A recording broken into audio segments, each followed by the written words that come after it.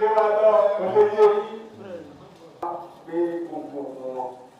to 4:30. She 4 la ma stop. Program is only part 2. Allah, the Lord of the Lord, the omniscient, the omnipotent, and those who potent, and those who follow his footsteps, day of Qiyamah. We will also use this to remember in Agege. And those that are just packing up now, whom their messages have not gotten to. Qul huwallahu ahad, Allahu samad, lam yalid wa lam yulad wa lam yakul lahu kufuwan ahad. Qul huwallahu ahad, Allahu samad. Next in the prayer session is the man who has shouldered the enormous, huge, very terrible responsibility after the demise of the late founder.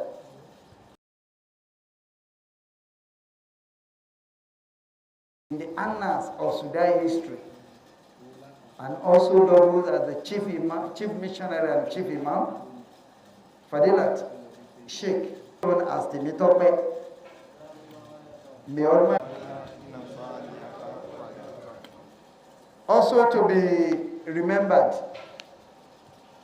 for our leader, so be it to all of us. We will not hesitate to remember the Council of Zonal Missionaries, the mission. Baba Olóyìnbó lẹ lọ pè wá. No, mo mọ̀ sáré rántí station. Ìgbà tí à ń interpret fún, I am asked to handle reports as well as what mo expect pé ẹ máa achieve at the end of the paper. Nǹkan mẹ́jọ ni mo sọ síbí. Mo ní àkọ́kọ́ ńbẹ̀. Ẹgbà ẹ sọ fún wọn, ẹ bá mi sọ fún wọn pé mo wà nínú lecture hall. You start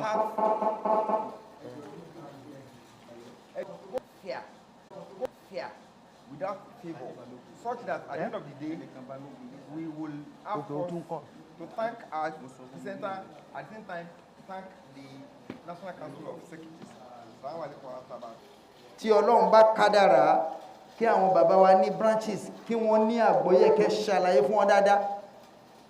Ẹ mọ̀ yí pé ìgbà ọ̀tun àwọn ìjọ tó wà ní branch ó tún wá kárí interest ìfipamọ́ tí à ń pè ní contingency. Ẹ bá mi gbọ́ lọ́wọ́ tóbi. Ẹ bá ní adébẹ̀ láyọ̀. So gẹ́gẹ́ bí nǹkan tí mò ń sọ lọ nípa to write good report as well as minutes writing nínú kíní mo ti ṣàlàyé objective ẹ̀ báyìí ẹ̀ máa yí. Ìkẹrin, we should be able to set out key responsibilities. Ìwọ náà ti máa mọ̀ yí pé report mo fẹ́ kọ ìwọ náà ti máa mọ̀ yí pé report mo fẹ́ kọ report àwọn ohun tí a ṣe the Council of Zonal Secretaries Seminar láti kọ gbogbo activities láti branch, zone, division up to national level. Ohun gangan náà ni ohun tí Lárúbáwá àwọn àgbélọ́sọ́ Council of Ulamas wọ́n bá wa interpret kò ṣẹ̀ṣẹ̀ bẹ́ẹ̀ ẹ̀kọ́ tẹ́ bá lè kọ́. So ṣùgbọ́n àwọn the planning committee headed by the indefatigable, relentless and highly responsible chairman of the committee, Alhaji, the good importance of good administration. So that can lewa okay. Now, nǹkan tó ń pè ní report ni ẹ jẹ́ ká tún clear o torí a máa ṣe exam o bọ̀dá mi ṣe fún wa. So report is a highly structured conventions that have been laid down to you. Because anything you didn't understand now, you understand the subsequent. Wọ́n gbọ́. Àwọn people yìí wọ́n sùn, wọ́n ẹ̀bà náà dẹ̀ jẹ́ o. Sẹ̀mó. Pẹ̀lẹ́fọ̀. Àti báwo la ṣe ń kọ report? That's where we are. Now, ṣe ń kọ report. Paper yìí ti make it. kọsẹ̀ bẹ́ẹ̀ ni mélòó nìyẹn 6 points ẹ máa plan tẹ́ bá fẹ́ kọ report yín ẹ ó lè parẹ́ ẹ̀yìn tẹ̀lé mi wọ́n ti ní ká máa wò so the first one so ẹ máa day after ẹ fẹ́ kọ ìtàn ẹ wá lọ ń kọ ẹgbẹ́ ọmọ bàfọ́ṣun bí ẹ ṣe wá sí ìrọ̀lẹ́ ẹ ṣe wá sí alẹ́ ẹ ṣe wá sí àárọ̀ ọ̀sán àtalẹ́ náà ẹ wá fẹ́ bá gbogbo kíní kò correct o kíákíá náà wá ní kíní kò correct pé nǹkan kan ti miss ń bẹ̀ o so ó lè wá ní no kò miss pé òun náà ni mo gbé sísàlẹ̀ àrárá o a máa lọ ṣe àdúrà tí bàbá tó máa ń ṣe fún gbogbo wa yóò gbọ́dọ̀ kọ́kọ́ understand about the report to fẹ́ kọ́ that's the purpose of this report pé ẹ bá mi gbé Ọlọ́run tóbi then ẹni tó fẹ́ kọ́ report must ask what do I want the reader to do báwo lẹ́yìn máa plan report careful planning of the report will ensure ẹni tó bá wáyé wò ló máa sọ yìí pé okay kíní kan wà níbí ló máa correct ẹ for your information no one possesses monopoly of knowledge no one understands this all tó lójú wọn sọ yìí pé ẹ tún lè dọ́gbọ́n kẹ́ ṣe ọ̀nà mẹ́rin kẹ́ break ẹ̀ down kẹ́ lọ wá create from the descending order of magnitude kẹ́ wá lọ gbé ọ̀rọ̀ ìparí kẹ́ fi bẹ̀rẹ̀ no you don't do that it's against the rules of report this my paper it could be a source kẹ́ mú bẹ́ẹ̀ kẹ́yìn náà kẹ́ yọ nǹkan tẹ́ máa lò kẹ́ yọ rẹ̀ kò ṣẹ̀ṣẹ̀ ń bẹ̀ from the books from very important for you to achieve good report writing. Then having achieved the collection of information, you now move writing skills. Gbogbo àwọn subheading yẹn ó bẹ̀rẹ̀ lórí gbogbo àwọn tí mo ń break yìí àwọn ní subheadings so they are very vital for you to achieve. And then kó tó wá kan àrólé ẹ ṣe àdúrà fún wọn about 10 stages starting from now acknowledge mo dúpẹ́ lọ́wọ́ Ọlọ́run mo dúpẹ́ lọ́wọ́ ẹ̀gbọ́n bàbá ìyá tí wọ́n náwó tán nára tán jẹ́ kí program yìí kó ṣeé ṣe then you go to the content the content tó yẹ pé ó máa sọ fún ẹ ibi tí chapter 1 page by chapter 2 page by chapter 5 page by lower that's the content. Then the abstract page is the one that capture this fún wọn àwọn tó wà ní 400 level ní ìtàn kọ project nísìn ó lẹ́sẹ̀ wá ń sìn wọ́n máa ókùkọ̀ tí máa fún wọn wọ́n máa lọ ṣiṣẹ́ lé lórí so it's a researchable possible tó bá wùn ẹ lè kọ gbogbo àwọn oyè BSc MBA Associate Chartered Economics tó bá wùn ẹ lè certified national accountant professional accountant chartered economist ọlọ́run ẹ lè kọ́ ètò bá wùn ìkẹ́kọ́ síbẹ̀ ẹ bá mi gbé ọlọ́run tó. one student that I am supervising now gbogbo wọn pátápátá gbogbo wọn they are writing gbogbo nǹkan tó kọ ẹ nísìn the first report ni which I am calling agúnmu bí èèyàn ṣe lè gbọ́ òyìnbó tó tún lè máa tètè kọ òyìnbó dáadáa ẹ bá ń gbọ́ lọ́run tóbi ẹ máa kàwé ẹ gbọ́ o so mo wá pe alága he didn't pick mo pe alága NWC he didn't pick mo pe alága council that is the social media yes so wọ́n shed more like wọ́n ní bá mi lọ́ra ẹ̀mí because ṣàlàyé lẹ́ẹ̀kan náà mo ti sọ fún yín mo ti pa editing mọ́ inú ọ̀rọ̀ mi ẹ bá gbé fún ọ̀rẹ́ yín ẹ gbé fún àwọn stakeholders ẹ jẹ́ kán yẹ̀ wò kán bá yín wò one that after editing it you now put the nursery correction after the correction the printing of the copy after correction is copy to stain te clean rárá o ẹ bá mi gbé Ọlọ́run tóbi o So tẹ́ bá ti correct ibi writing omi títí wọ́n dẹ̀ ti bá ń sọ pé ẹ lọ fún print that current printing ọ̀nà pè ní clean copy tẹ̀kìbí àti débi exam báyìí ṣùgbọ́n ká tó débi exam àti débi exam báyìí ṣùgbọ́n ká tó débi exam I want to entertain questions. What are we going to do? Time lag has been given or time frame. What's going last I mean, minutes, for example. Ben. Emma meeting me or Tola. As the meeting is ending, and honestly. And additionally, sir, there is no report that we will have not given, only that adhere to the time of writing. Any other question? Yeah. Yeah.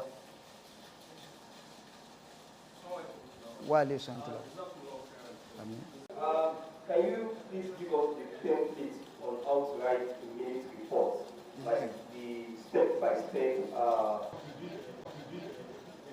the purpose of this seminar, I want to give a template for the report writing on that. Alhamdulillah, for the committee, for the choice of the lecturer. Gbogbo areas ẹ̀yin bèrè yẹn wọ́n ti prepare ẹ̀yìn wa, and I'm sure we'll get their count. Kí àgbà wa láyè wọ́n present the second segment of report writing. We have not gotten to financial report part of the second leg.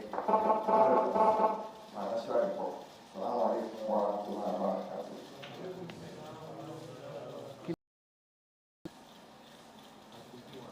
Okay. Okay.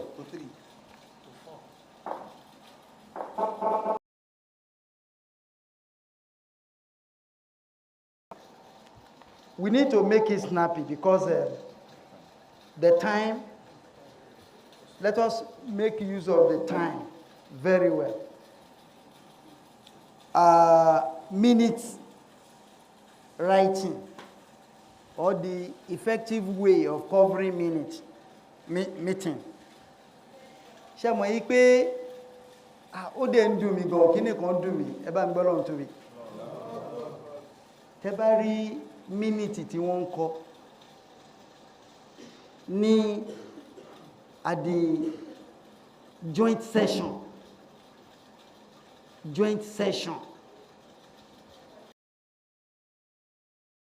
and council of zonal missionaries. Ó lágbára o. Ó dùn mọ́rán the first thing. Lẹ́yìn yẹn kò sí ohun tó bẹ́ tẹ̀lé àwọn tó wá sí pàdé ni o. Bá ti rí. Lẹ́yìn yẹn òun ló kù ìbẹ̀rẹ̀ ìpàdé commencement. Mo fi ìpè yẹn follow step yẹn mo ti ń lọ díẹ̀díẹ̀ nìyẹn o. So lẹ́yìn yẹn tẹ́ bá ti kó mbẹ̀ format méjì ní meeting started at exactly 3:58 p.m. with a short prayer. Mẹ́rin ó kù ìṣẹ́jú méjì pẹ̀lú àdúrà ní ṣókí láti ẹnu sósósó èyí tí alága àfáà M.O. Shitu led the prayer session for the late Sherry, like I said, tó máa wá wà nínú ìwé kò lé minutes of what. So tí bẹ̀rẹ̀ bá wà ẹ sọ ìbéèrè yẹn náà, don't forget the logic of BS. Kì í ṣe pé ní the next meeting kì í ṣe pé èèyàn máa bẹ́ẹ̀ ṣe ń kà lọ ní alága wa ní abájẹ́kàtọ́ the chairman, I mean the Naib Amir administration report. What do you want to tell us? So kì í ṣe eléyìí timeline ẹ máa fi sí timeline. ṣé mọ̀ pé ẹ gbọ́dọ̀ fi cut off date sí that nǹkan tá à ń sọ ọ̀pù ni mo gbé wá èmi fúnra mi ní o mo ní mo fẹ́ achieve report pé mo fẹ́ ká parí report as the national naiba tẹ́ bá tún rí ẹsẹ̀ mi and that's the end. So anything you hear Amir is fake. Ọmọ wa kí wọ́n bá dé ọmọ máa ṣe díẹ̀díẹ̀ náà ni. Alága ló ti nǹkan tó sọ yẹn ó ti sọ yìí pé ó ti promise wa pé òun ti rí wọn òun ti lọ òun ti rí wọn òun ti lọ wọ́n ní kó ń padà wọ́n ní kó ń padà ìgbà tó ń lọ òun ò bá wọn ó dẹ̀ sọ pé òun ti lọ tẹ́lẹ̀tẹ́lẹ̀ wọ́n sọ yìí pé káwọn lọ kọ lẹ́tà ó wá ní pé òun ò bá wọn ó wá ń fail so remark yẹn so tẹ́ ẹ̀ bá fẹ́ lò yẹn ẹ lè lo eléyìí the action point ẹ lè lo báyìí náà so number 1 gbogbo yẹn.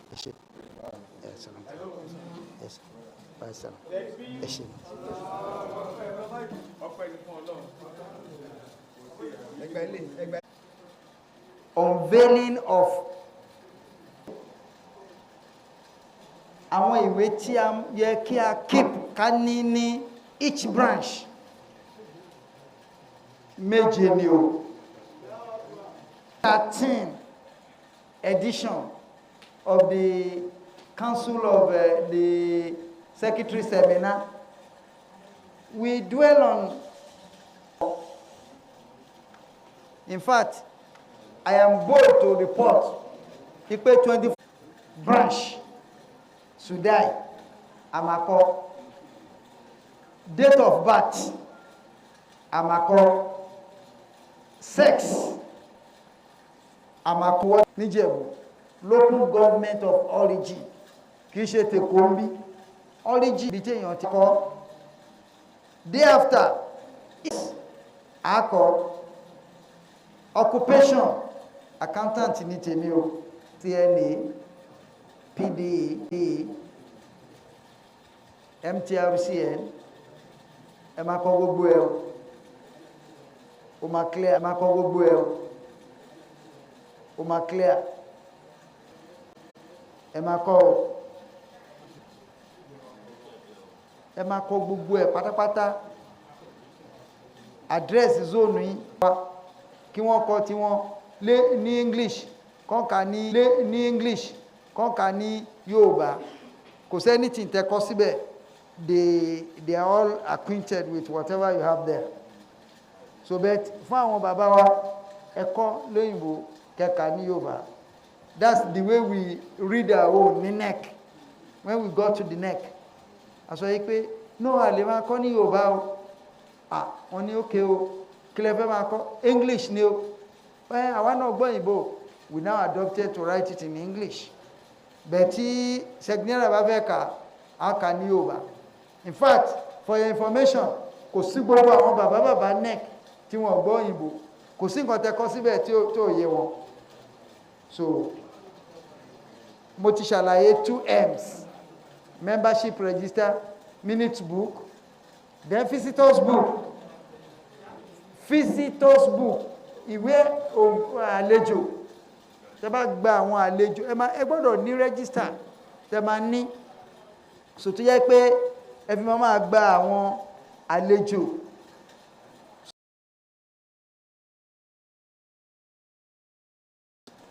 àwọn nǹkan táwọn àlejò their purpose of visit ẹ máa kọ síbẹ̀ then birth register is very very important ká ní birth register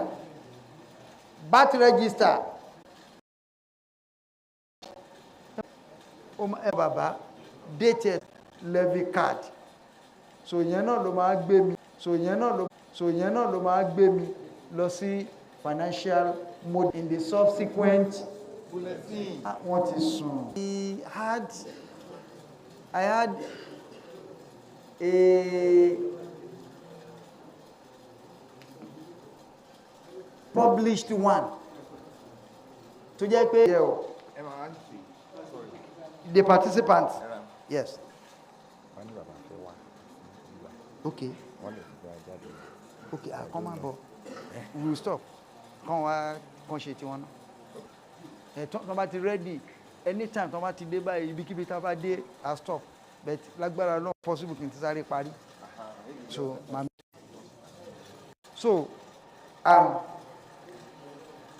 this financial model, ẹ ti gbọ́ observation the zonal secretary Igbesa. So a ṣiṣẹ́ lé lórí at the National Council of Secretaries meeting. I remember that we produced something like that. Council of Secretaries wa.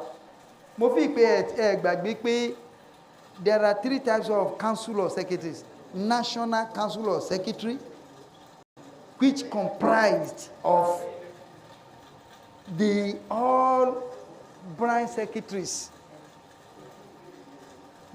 worldwide,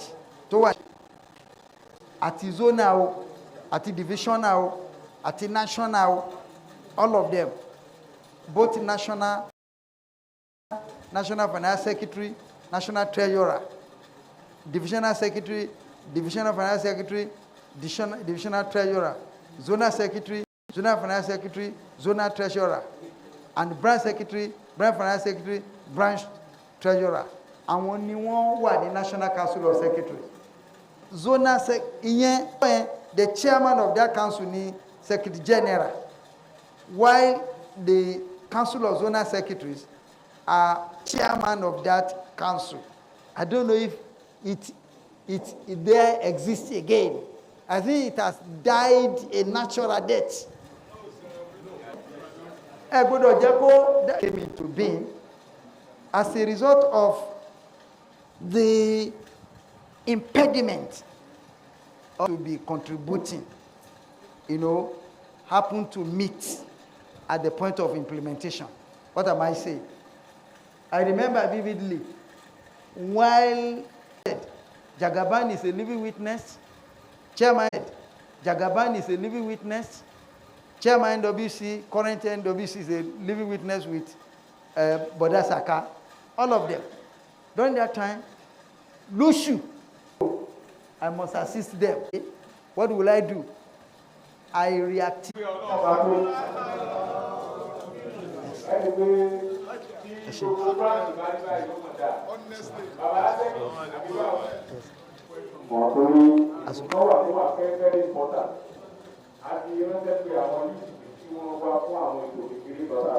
That's right.